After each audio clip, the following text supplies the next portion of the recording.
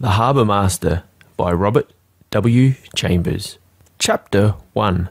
Because it all seems so improbable, so horribly impossible to me now, sitting here safe and sane in my own library, I hesitate to record an episode which already appears to me less horrible than grotesque.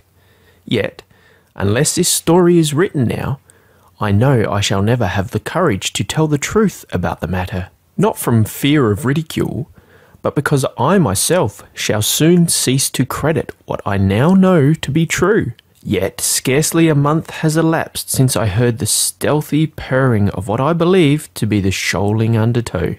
Scarcely a month ago, with my own eyes, I saw that which, even now, I am beginning to believe never existed. As for the harbour master, and the blow I am now striking at the old order of things, but of that I shall not speak now or later. I shall try to tell the story simply and truthfully, and let my friends testify as to my probity, and the publishers of this book corroborate them. On the 29th of February, I resigned my position under the government and left Washington to accept an offer from Professor Farrago, whose name he kindly permits me to use. And on the first day of April, I entered upon my new and congenial duties as General Superintendent of the Waterfowl Department connected with the Zoological Gardens then in course of erection of Bronx Park, New York. For a week I followed the routine, examining the new foundations, studying the architect's plans, following the surveyors through the Bronx thickets, suggesting arrangements for watercourses and pools destined to be included in the enclosures for swans, geese, pelicans, herons, and such of the waders and swimmers as we might expect to acclimate in Bronx Park. It was at that time the policy of the trustees and officers of the Zoological Gardens neither to employ collectors nor to send out expeditions in search of specimens. The society decided to depend upon voluntary contributions, and I was always busy, part of the day, in dictating answers to correspondents who wrote offering their services as hunters of big game, collectors of all sorts of fauna, trappers, snarers, and also to those who offered specimens for sale, usually at exorbitant rates. To the proprietors of five-legged kittens, mangy lynxes, moth-eaten coyotes, and dancing bears, I returned courteous but uncompromising refusals, of course, first submitting all such letters, together with my replies, to Professor Farrago. One day towards the end of May, however, just as I was leaving Bronx Park to return to town, Professor Lassard of the Reptilian Department called out to me that Professor Farrago wanted to see me a moment. So I put my pipe into my pocket again and retraced my steps to the temporary wooden building occupied by Professor Farrago, General Superintendent of the Zoological Gardens. The professor, who was sitting at his desk before a pile of letters and replies submitted for approval by me, pushed his glasses down and looked over them at me with a whimsical smile that suggested amusement, impatience, annoyance, and perhaps a faint trace of apology. "Now here's a letter," he said with a deliberate gesture towards a sheet of paper impaled on a file. "A letter that I suppose you remember." He disengaged the sheet of paper and handed it to me. "Oh yes," I replied with a shrug. "Of course the man is mistaken, or what?" demanded Professor Farrago, tranquilly wiping his glasses. "Or a liar," I replied. After a silence he leaned back in his chair and bade me read the letter to him again, and I did so with a contemptuous tolerance for the writer, who must have been either a very innocent victim or a very stupid swindler. I said as much to Professor Farrago, but, to my surprise, he appeared to waver. "I suppose," he said with his near-sighted, embarrassed smile, "that 999 men in 1,000 would throw that letter aside and condemn the writer as a liar or a fool." "In my opinion," said I, "he's one or the other." "He isn't," in mine," said the professor placidly. "What?" I exclaimed. "Here is a man living all alone on a strip of rock and sand between the wilderness and the sea, who wants you to send somebody to take charge of a bird that doesn't exist." "How do you know," asked Professor Farrago, "that the bird in question does not exist?"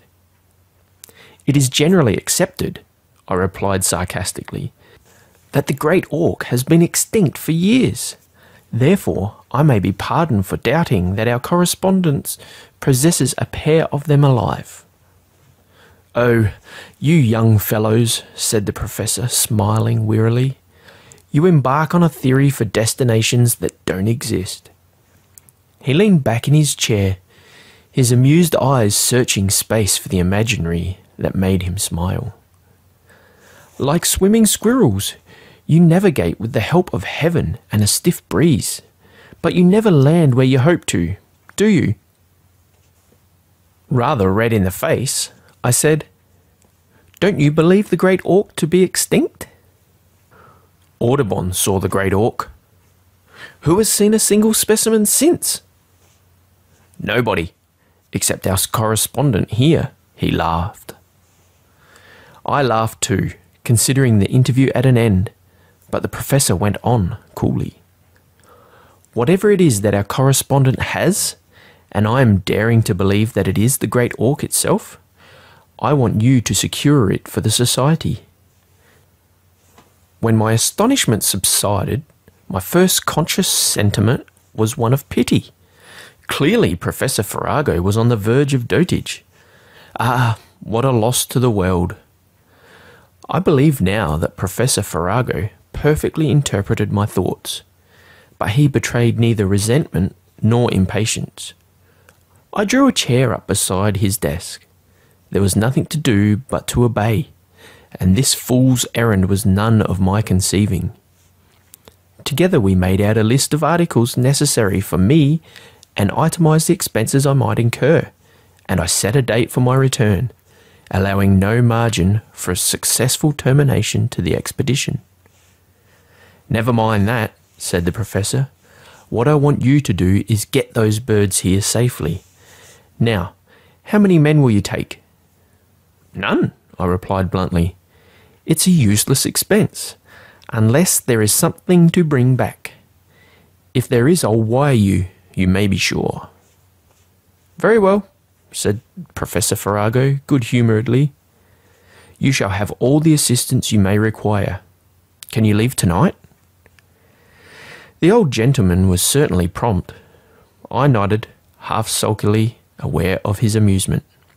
"So," I said, picking up my hat, "I am to start north to find a place called Black Harbour, where there is a man named Halliard who possesses, among other household utensils, 2 extinct great auks."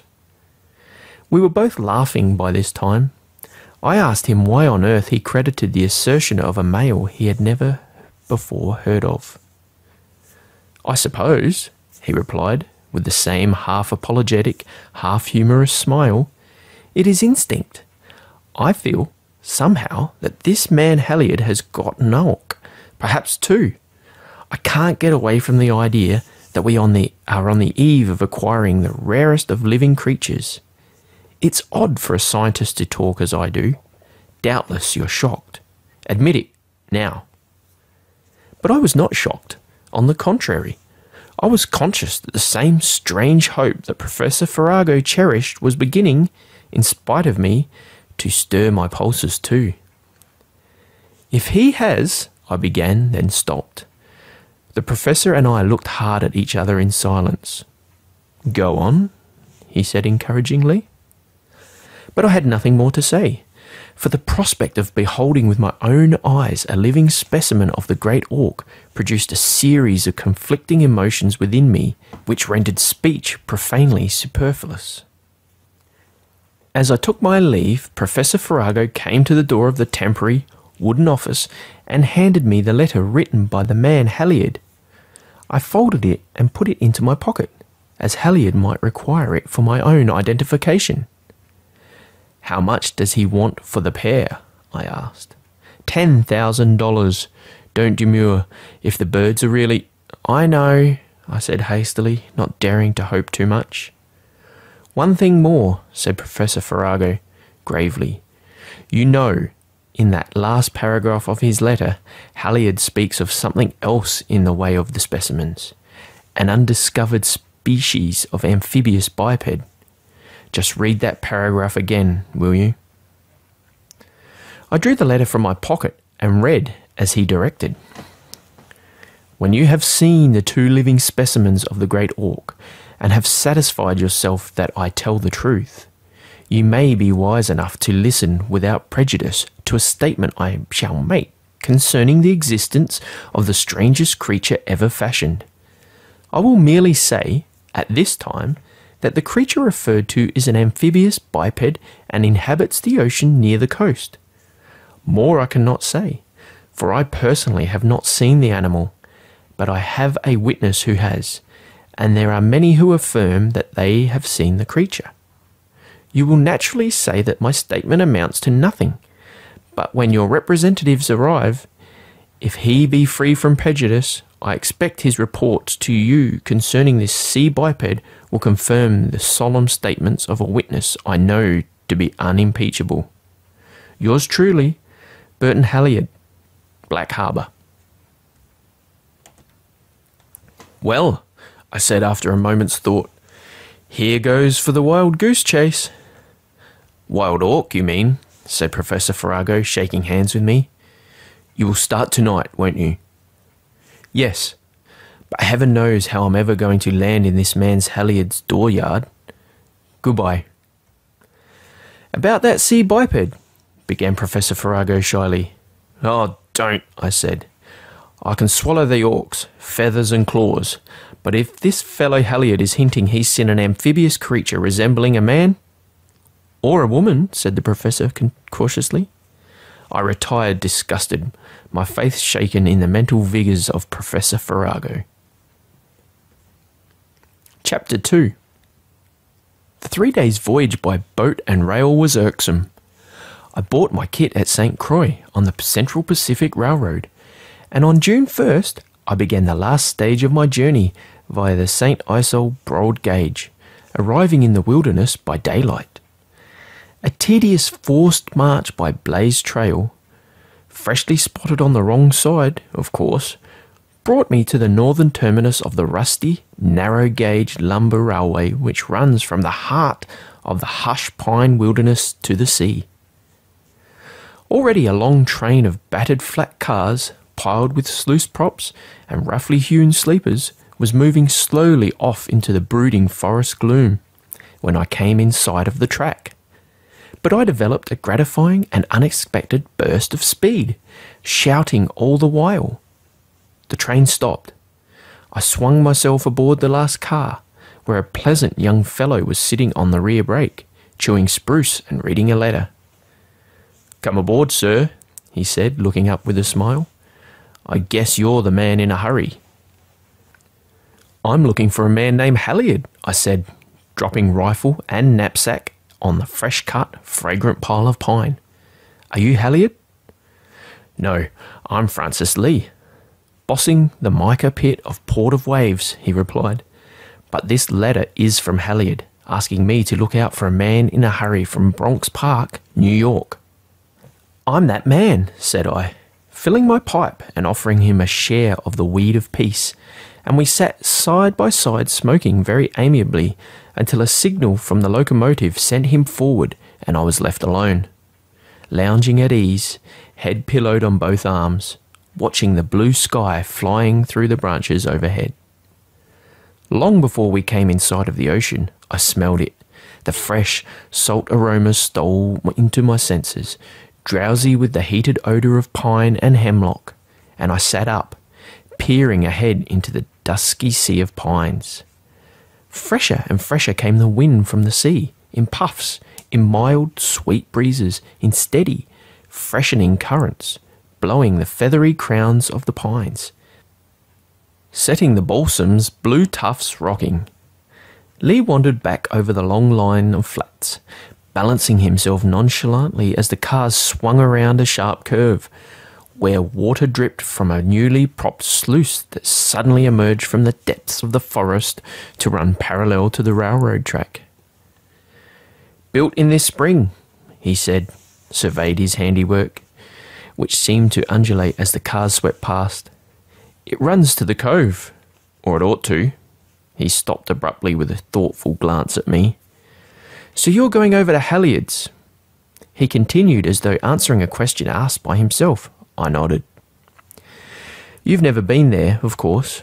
"No," I said, "and I'm not likely to go again." I would have told him why I was going if I had not already begun to feel ashamed of my idiotic errand. "I guess you're going to look at those birds of his," continued Lee placidly. "I guess I am," I said sulkingly, glancing askance to see whether he was smiling. But he only asked me, quite seriously, whether a great auk was really a very rare bird. And I told him that the last one ever seen had been found dead off Labrador in January 1870. Then I asked him whether these birds of Halliard's were really great auks, and he replied, somewhat indifferently, that he supposed they were. At least nobody had ever before seen such birds near Port of Waves. "There's something else," he said, running a pine sliver through his pipe stem. "Something that interests us all here more than auks, big or little.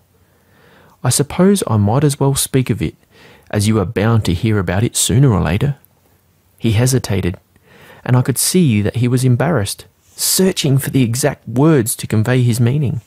"If," said I, "you have anything in this region more important to science than the great auk, I shall be very glad to know about it."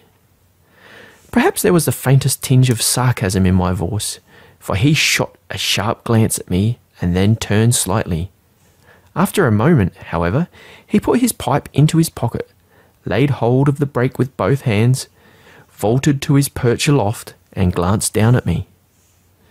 "Did you ever hear of the harbour master?" he asked maliciously. "Which harbour master?" I inquired. "You'll know before long," he observed with a satisfied glance into perspective. This rather extraordinary observation puzzled me. I waited for him to resume, and, as he did not, I asked him what he meant. "If I knew," he said, "I'd tell you. But, come to think of it, I'd be a fool to go into details with such a scientific man. You'll hear about the harbour master.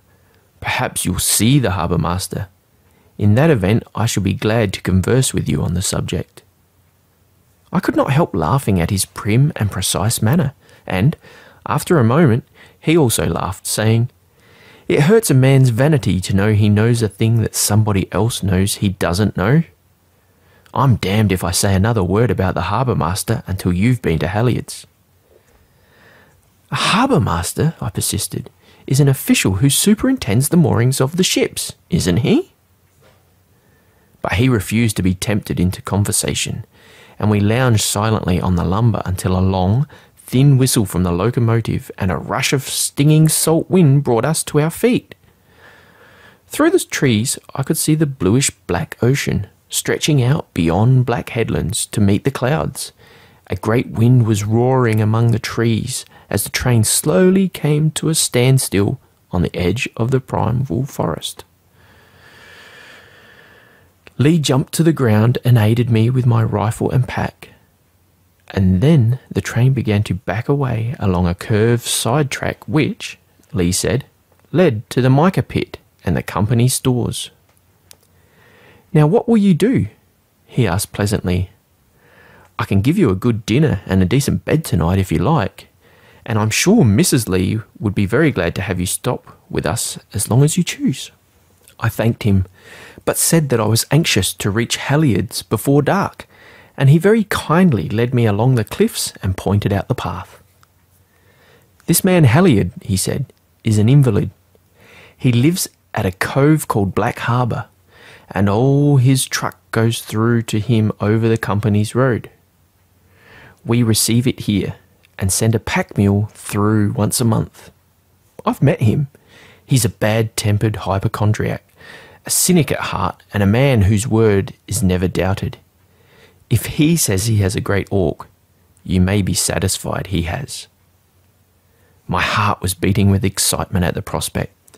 I looked out across the wooded headlands and tangled stretches of dune and hollow, trying to realise what it might mean to me, to Professor Farrago, to the world if I should lead back to New York a live orc.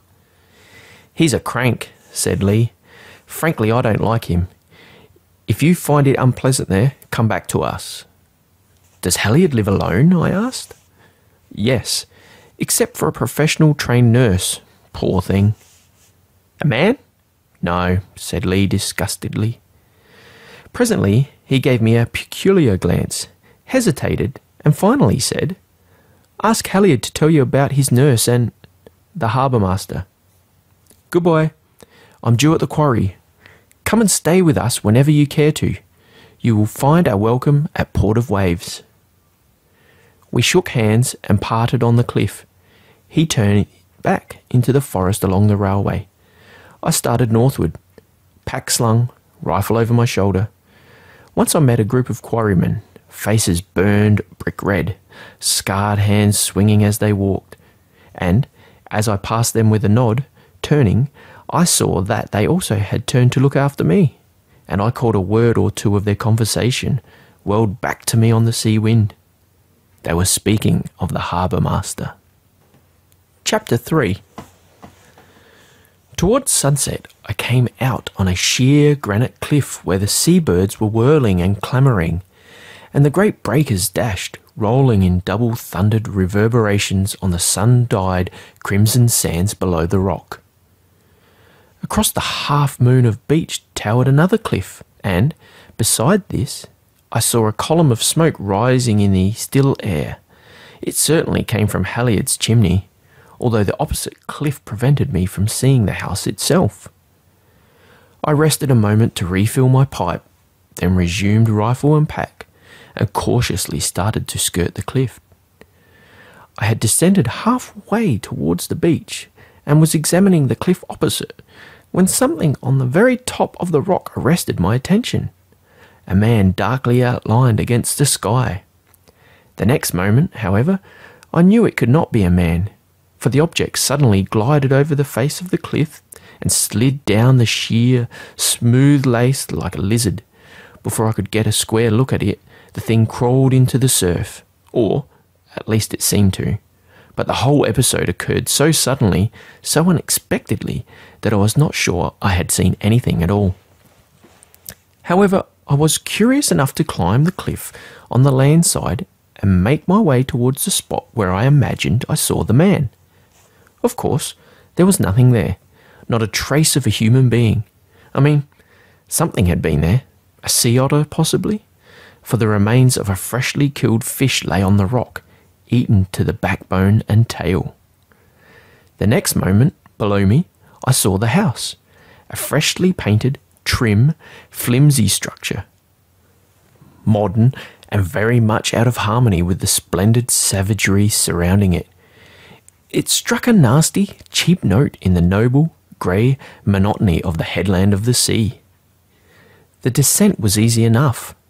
I crossed the crescent beach, hard as pink marble, and found a little trodden path among the rocks that led to the front porch of the house. There were two people on the porch. I heard their voices before I saw them, and when I set my foot upon the wooden steps, I saw one of them, a woman, rise from her chair and step hastily toward me. "Come back," cried the other, a man with a smooth-shaven, deeply lined face and a pair of angry blue eyes, and the woman stepped back quietly, acknowledging my lifted hat with a silent inclination. The man, who was reclining in an invalid's rolling chair, clapped both large, pale hands to the wheels and pushed himself out along the porch. He had shawls pinned about him, an untidy, drab-coloured hat on his head, and when he looked down at me, he scowled. "I know who you are," he said in his acid voice. "You're one of the zoological men from the Bronx Park. You look like it anyway." It is easy to recognize you from your reputation, I replied, irritated at his discourtesy. Really? He replied, with something between a sneer and a laugh. I'm obliged for your frankness. You're after my great orcs, are you not? Nothing else would have tempted me to this place, I replied sincerely. Thank heaven for that, he said. Sit down a moment. You've interrupted us. Then, turning to the young woman who wore the neat gown and tiny cap of a professional nurse, he bade her resume what she had been saying. She did so. With depreciating glance at me, she made the old man sneer again. It happened so suddenly, she said in her low voice, that I had no chance to get back. The boat was drifting in the cove. I sat in the stern, reading, both oars shipped, and the tiller swinging. Then I heard a scratching under the boat, but I thought it might be seaweed. And next moment came these soft thumpings, like the sound of a big fish rubbing its nose against a float. Halliard clutched the wheels of his chair and stared at the girl in grim displeasure. Didn't you know enough to be frightened? He demanded. No, not then, she said, colouring faintly. But when, after a few moments, I looked up and saw the harbour master running up and down the beach, I was horribly frightened. Really, said Halliard sarcastically. It was about time.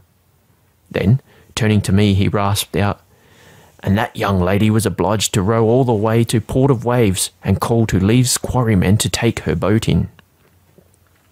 Completely mystified, I looked from Halliard to the girl, not in the least comprehending what all this meant. That will do, said Halliard ungraciously, which curt phrase was apparently the usual dismal for the nurse. She rose and I rose, and she passed me with an inclination, stepping noiselessly into the house. I want beef tea, bawled Halliard after her. Then he gave me an unamiable glance. I was a well-bred man, he sneered. I'm a Harvard graduate too, but I live as I like, and I do what I like, and I say what I like. You certainly are not reticent, I said, disgusted. Why should I be? He rasped. I pay that young woman for my irritability. It's a bargain between us. In your domestic affairs, I said, there is nothing that interests me. I came here to see those orcs. You probably believe them to be razor-billed orcs, he said contemptuously, but they are not. They are great orcs. I suggested that he permit me to examine them, and he replied indifferently that they were in a pen in his backyard and that I was free to step around the house when I cared to. I laid my rifle and pack on the veranda and hastened off with mixed emotions, among which hope no longer predominated. No man in his senses would keep two such precious prizes in a pen in his backyard, I argued, and I was perfectly prepared to find anything from a puffin to a penguin in that pen. I shall never forget, as long as I live, my stupor of amazement when I came to the wire-covered enclosure. Not only were there two great orcs in the pen, alive, breathing, squatting in bulky majesty on their seaweed bed, but one of them was gravely contemplating two newly hatched chicks, all bill and feet, which nestled sedately at the edge of a puddle of salt water, where some small fish were swimming. For a while excitement blinded, nay deafened me. I tried to realize that I was gazing upon the last individuals of an all but extinct race, the sole survivors of the gigantic orc, which, for 30 years, has been accounted as an extinct creature. I believe I did not move muscle nor limb until the sun had gone down and the crowding darkness blurred my straining eyes and blotted the great, silent, bright-eyed birds from sight. Even then, I could not tear myself away from the enclosure. I listened to the strange, drowsy note of the male bird, the fainter responses of the female, the thin plaints of the chicks huddling under her breast. I heard their flipper-like embryonic wings beating sleepily, as the birds stretched and yawned their beaks and clacked them, preparing for slumber. "If you please," came a soft voice from the door, "Mr. Halliard awaits your company to dinner." Chapter 4. I dined well, or, rather, I might have enjoyed my dinner if Mr. Halliard had been eliminated. And the feast consisted exclusively of a joint of beef, the pretty nurse and myself. She was exceedingly attractive, with a disturbing fashion of lowering her head and raising her dark eyes when spoken to. As for Halliard, he was unspeakable, bundled up in his snuffy shawls and making uncouth noises over his gruel. But it is only just to say that his table was worth sitting down to and his wine was sound as a bell. "Yeah," he snapped, "I'm sick of this cursed soup, and I'll trouble you to fill my glass." "It is dangerous for you to touch claret," said the pretty nurse. "I might as well die at dinner as anywhere," he observed. "Certainly," said I, cheerfully passing the decanter, but he did not appear overpleased with the attention. "I can't smoke either," he snarled, hitching the shawls around until he looked like Richard III. However, he was good enough to shove a box of cigars at me, and I took one and stood up, as the pretty nurse slipped past and vanished into the little parlour beyond. We sat there for a while without speaking. He picked irritably at the breadcrumbs on the cloth, never glancing in my direction, and I, tired from my long foot tour, lay back in my chair, silently appreciating one of the best cigars I had ever smoked. "Well," he rasped out at length, "what do you think of my orcs and my veracity?" I told him that both were unimpeachable. "Didn't they call me a swindler down there at your museum?" he demanded. I admitted that I had heard the term applied. Then I made a clean breast of the matter, telling him that it was I who had doubted that my chief, Professor Farrago, had sent me against my will, and that I was ready and glad to admit that he, Mr. Halliard, was a benefactor of the human race. "Bosh," he said. "What good does a confounded wobbly banded toad bird do to the human race?" But he was pleased, nevertheless, and presently he asked me, not unamiably, to punish his claret again. "I'm done for," he said. "Good things to eat and drink are no good to me. Some day I'll get mad enough to have a fit, and then—" He paused to yawn. "Then," he continued, "that little nurse of mine will drink up my claret and go back to civilization where people are polite." Somehow or other, in spite of the fact that Halliard was an old pig, what he said touched me. There was certainly not much left in life for him, as he regarded life.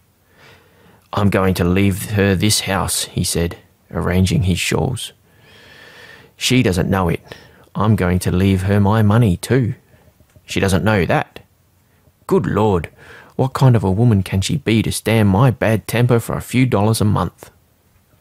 "I think," said I, "that it's partly because she's poor, partly because she's sorry for you." He looked up with a ghastly smile. "You think she really is sorry?" Before I could answer, he went on, "I'm no mawkish sentimentalist, and I won't allow anybody to be sorry for me. Do you hear?" "Oh, I'm not sorry for you," I said hastily, and, for the first time since I had seen him, he laughed heartily without a sneer. We both seemed to feel better after that. I drank his wine and smoked his cigars, and he appeared to take a certain grim pleasure in watching me. "There's no fool like a young fool," he observed presently. As I had no doubt he referred to me, I paid him no attention. After fidgeting with his shawls, he gave me an oblique scowl and asked my age. 24, I replied. "Sort of a tadpole, aren't you?" he said. As I took no offence, he repeated the remark. "Oh, come," I said. "There's no use in trying to irritate me. I see through you. A row acts like a cocktail on you, but you'll have to stick to gruel in my company." "I call that impudence," he rasped out wrathfully. "I don't care what you call it," I replied, undisturbed. "I'm not going to be worried by you. Anyway, I ended. It is my opinion that you could be very good company if you chose. The proposition appeared to take his breath away. At least he said nothing more, and I finished my cigar in peace and tossed the stump into a saucer. Now, said I, what price do you set upon your birds, Mr. Halliard? $10,000, he snapped with an evil smile. You will receive a certified cheque when the birds are delivered, I said quietly. You don't mean to say you agree to that outrageous bargain, and I won't take a cent less either. Good Lord! Haven't you any spirit left? He cried, half rising from his pile of shawls. His piteous eagerness for a dispute sent me into a laughter impossible to control, and he eyed me, mouth open, animosity rising visibly. Then he seized the wheels of his invalid chair and trundled away, too mad to speak, and I strolled out into the parlour, still laughing. The pretty nurse was there, sewing under a hanging lamp. If I am not indiscreet, I began. Indiscretion is the better part of valour, she said, dropping her head but raising her eyes. So I sat down with a frivolous smile peculiar to the appreciated. Doubtless, said I, you are hemming a kerchief. Doubtless I am not, she said. This is a nightcap for Mr. Halliard. A mental vision of Halliard in a nightcap, very mad, nearly set me laughing again. Like the king of Vetot, he wore his crown in bed, I said flippantly. The king of Vetot might have made that remark, she observed, rethreading her needle.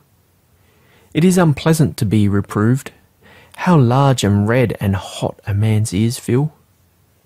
To cool them, I strolled out to the porch, and, after a while, the pretty nurse came out too, and sat down in a chair not far away. She probably regretted her lost opportunity to be flirted with. I have so little company. It is a great relief to see somebody from the world, she said. If you can be agreeable, I wish you would. The idea that she had come out to see me was so agreeable that I remained speechless until she said, Do tell me what people are doing in New York. So I seated myself on the steps and talked about the portion of the world inhabited by me, while she sat sewing in the dull light that straggled out from the parlour windows. She had a certain coquetry of her own, using the usual methods with an individuality that was certainly fetching. For instance, when she lost her needle, and, another time, when we both, on hands and knees, hunted for her thimble. However, directions for these pastimes may be found in contemporary classics. I was as entertaining as I could be. Perhaps not quite as entertaining as a young man usually thinks he is. However, we got on very well together until I asked her tenderly who the harbour master might be, whom they all discussed so mysteriously. I do not care to speak about it, she said, with a primeness of which I had not suspected her capable. Of course, I could scarcely pursue the subject after that, and, indeed, I did not intend to. So I began to tell her how I fancied I had seen a man on the cliff that afternoon, and how the creature slid over the sheer rock like a snake. To my amazement, she asked me to kindly discontinue the account of my adventures in an icy tone, which left no room for protest. It was only a sea otter, I tried to explain, thinking perhaps she did not care for snake stories. But the explanation did not appear to interest her, and I was mortified to observe that my impression upon her was anything but unpleasant. She doesn't seem to like me and my stories, thought I, but she is too young, perhaps, to appreciate them. So I forgave her, for she was even prettier than I had thought her at first, and I took my leave, saying that Mr. Halliard would doubtless direct me to my room. Halliard was in his library, cleaning a revolver, when I entered. "Your room is next to mine," he said.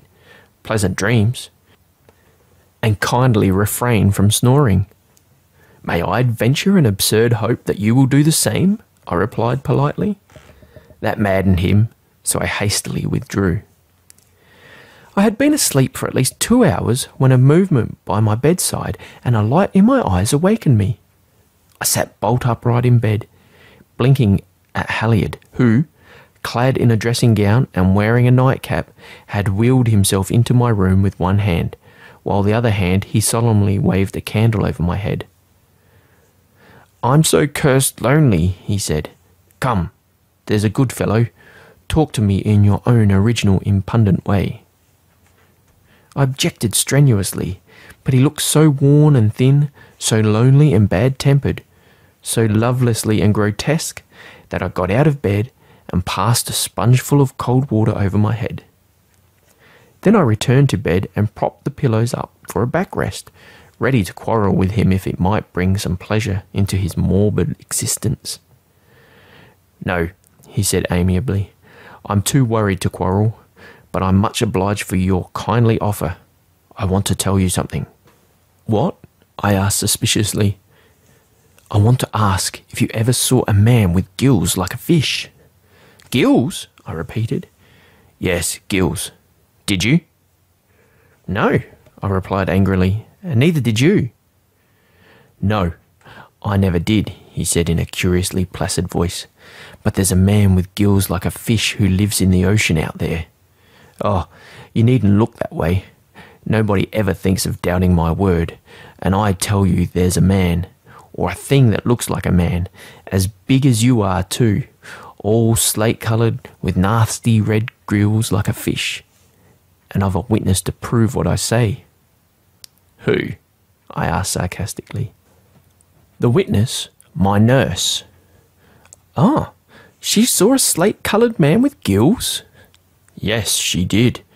So did Francis Lee, superintendent of the Mica Quarry Company of Porter Waves. So have a dozen men who worked in the quarry. Oh, you needn't laugh, young man. It's an old story here, and anybody can tell you about the harbour master." "The harbour master?" I exclaimed. "Yes, that slate-coloured thing with gills that looks like a man, and, by heaven, is a man. That's the harbour master. Ask any quarryman at Port of Waves what it is that comes purring around their boats at the wharf and unties painters and changes the mooring of every cat boat in the cove at night. Ask Francis Lee what it was he saw running and leaping up and down the shoal at sunset last Friday. Ask anybody along the coast what sort of thing moves about the cliffs like a man and slides over them into the sea like an otter." "I saw it do that," I burst out. "Oh, did you? Well, what was it?" Something kept me silent, although a dozen explanations flew to my lips. After a pause, Halliard said, "You saw the harbour master. That's what you saw." I looked at him without a word. "Don't mistake me," he said, pettishly. "I don't think that the harbour master is a spirit, or a sprite, or a hobgoblin, or any sort of damned rot. Neither do I believe it to be an optical illusion." "What do you think it is?" I asked. "I think it is a man. I think it's a branch of the human race. That's what I think. Let me tell you something. The deepest spot in the Atlantic Ocean is a trifle over 5 miles deep, and I suppose you know that this place lies only about a quarter of a mile off this headland. The British exploring vessel, Gull, Captain Murat, discovered and sounded it. I believe, anyway, it's there, and it's my belief that the profound depths are inhabited by the remnants of the last race of amphibious human beings." This was childish. I did not bother to reply. "Believe it or not as you will," he said angrily. "One thing I know, and that is this. The harbour master has taken to hanging around my cove, and he is attracted by my nurse. I won't have it. I'll blow his fishy gills out of its head if I ever get a shot at him. I don't care whether it's homicide or not.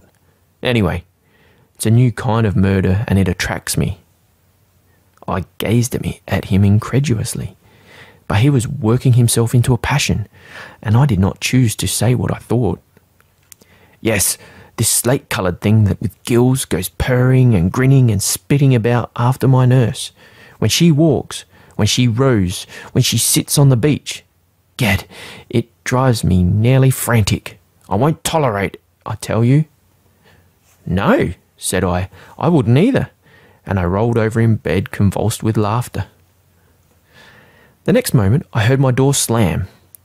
I smothered my mirth and rose to close the window, for the land wind blew cold from the forest and a drizzle was sweeping the carpet as far as my bed.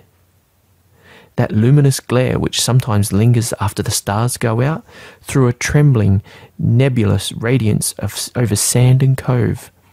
I heard the seething currents under the breakers, softened thunder, louder than I ever heard it. Then, as I closed my window, lingering for a last look at the crawling tide, I saw a man standing, ankle deep in the surf, all alone there in the night. But was it a man? For the figure suddenly began running over the beach on all fours like a beetle, waving its limbs like feelers. Before I could throw open the window again, it darted into the surf, and when I leaned out into the chilling drizzle, I saw nothing save the flat ebb crawling on the coast. I heard nothing save the purring of bubbles on seething sands. Chapter 5. It took me a week to perfect my arrangements for transporting the great Auks by water to Port of Waves, where a lumber schooner was to be sent from Petite Saint Isle, chartered by me for a voyage to New York. I had constructed a cage made of osiers, in which my Auks were to squat until they arrived at Bronx Park. My telegrams to Professor Farrago were brief. One merely said, "Victory." Another explained that I wanted no assistance, and a third read, "Schooner chartered. Arrive New York July 1st. Send furniture van to foot of Bluff Street." My week as a guest of Mr. Halliard proved interesting. I wrangled with that invalid to his heart's content. I worked all day on my osier cage. I hunted the thimble in the moonlight with the pretty nurse. We sometimes found it. As for the thing they called the harbour master, I saw it a dozen times, but always either at night or so far away and so close to the sea that of course no trace of it remained when I reached the spot, rifle in hand. I had quite made up my mind that the so-called harbour master was a demented darky wandered from heaven knows where, perhaps shipwrecked and gone mad from his sufferings. Still, it was far from pleasant to know that the creature was strongly attracted by the pretty nurse. She, however, persisted in regarding the harbour master as a sea creature. She earnestly affirmed that it had gills, like a fish's gills, that it had a soft, fleshy hole for a mouth, and its eyes were luminous and lidless and fixed. Besides, she said with a shudder, it's all slate colour, like a porpoise, and it looks as wet as a sheet of India rubber in a dissecting room. The day before I went to sail with my Auks in a catboat bound for Port of Waves, Halliard trundled up to me in his chair and announced his intention of going with me. "Going where?" I asked. "To Port of Waves, and then to New York," he replied tranquilly. I was doubtful, and my lack of cordiality hurt his feelings. "Ah, of course, if you need the sea voyage," I began. "I don't. I need you," he said savagely. "I need the stimulus of our daily quarrel. I never disagreed so pleasantly with anybody in my life. It agrees with me. I am 100% better than I was last week." I was inclined to resent this, but something in the deep-lined face of the invalid softened me. Besides, I had taken a hearty liking to the old pig. "I don't want any mawkish sentiment about it," he said, observing me closely. "I won't permit anybody to feel sorry for me. Do you understand?" "I'll trouble you to use a different tone in addressing me," I replied hotly. "I'll feel sorry for you if I choose to." And our usual quarrel proceeded, to his deep satisfaction. By 6 o'clock the next evening, I had Halliard's luggage stowed away in the catboat, and the pretty nurse's effects corded down, with the newly hatched Auk chicks in a hat box on top. She and I placed the osier cage aboard, securing it firmly, and then, throwing tablecloths over the Auks' heads, we led those simple and dignified birds down the path and across the plank at the little wooden pier. Together we locked up the house, while Halliard stormed at us both and wheeled himself furiously up and down the beach below. At the last moment she forgot her thimble, but we found it. I forget where. "Come on," shouted Halliard, waving his shawls furiously. "What the devil are you about up there?" He received our explanation with a sniff, and we trundled him aboard without further ceremony. "Don't run me across the plank like a steamer trunk," he shouted, as I shot him dexterously into the cockpit. But the wind was dying away, and I had no time to dispute with him then. The sun was setting above the pine-clad ridge as our sail flapped and partly filled, and I cast off, and began a long tack, east by south, to avoid the spouting rocks on our starboard bow. The seabirds rose in clouds as we swung across the shoal. The black surf ducks scattered out to sea. The gulls tossed their sun-tipped wings in the ocean, riding the rollers like bits of froth. Already we were sailing slowly out across that great hole in the ocean, 5 miles deep, the most profound sounding ever taken in the Atlantic. The presence of great heights or great depths, seen or unseen, always impresses the human mind, perhaps oppresses it. We were very silent. The sunlit stain on the cliff and beach deepened to crimson, then faded into sombre purple bloom that lingered long after the rose tint died out in the zenith. Our progress was slow at times, although the sail filled with the rising land breeze, we scarcely seemed to move at all. "Of course," said the pretty nurse, "we couldn't be aground in the deepest hole in the Atlantic." "Scarcely," said Halliard sarcastically, "unless we're grounded on a whale." "What's that soft thumping?" I asked. "Have we run afoul of a barrel or a log?" It was almost too dark to see, but I leaned over the rail and swept the water with my hand. Instantly something smooth glided under it, like the back of a great fish, and I jerked my hand back to the tiller. At the same moment the whole surface of the water seemed to begin to purr, with a sound like the breaking of froth in a champagne glass. "What's the matter with you?" asked Halliard sharply. "A fish came up under my hand," I said. "A porpoise or something."